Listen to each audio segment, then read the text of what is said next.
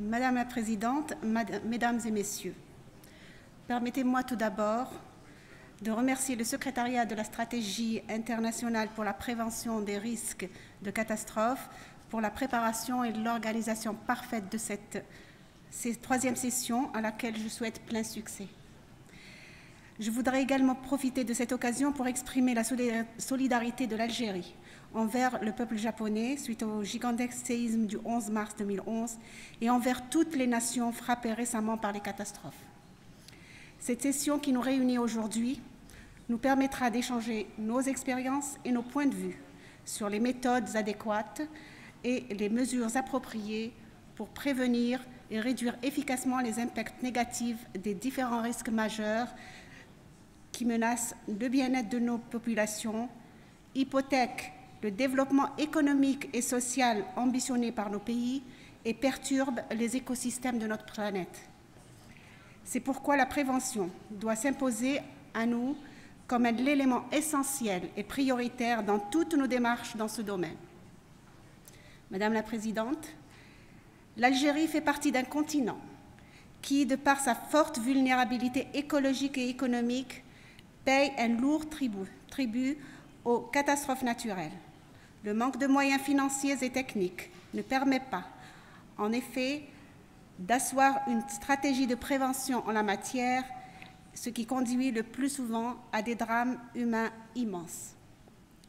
En effet, l'Algérie est exposée à de multiples risques naturels tels que les séismes, les inondations, les glissements de terrain, les feux de forêt, sécheresse et désertification.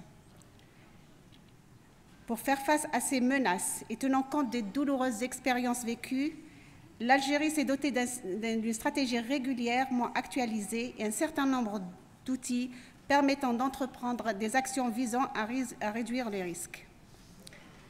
Je citerai notamment un code parasismique pour les bâtiments et des règles parasismiques pour les ouvrages d'art, la réalisation récente d'un grand laboratoire de simulation des séismes avec une table vibrante et un mur de réaction infrastructure qui seront à la disposition des chercheurs dans les aires arabes, africaines et euro-méditerranéennes.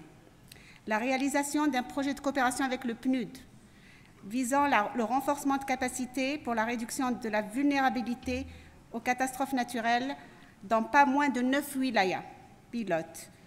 Le lancement d'un deuxième satellite exclusivement dédié à la prévention et à la gestion des risques naturels, l'instauration d'une assurance obligatoire et l'introduction depuis 3 ans de programmes sur les risques naturels et environnementaux dans les écoles et les universités.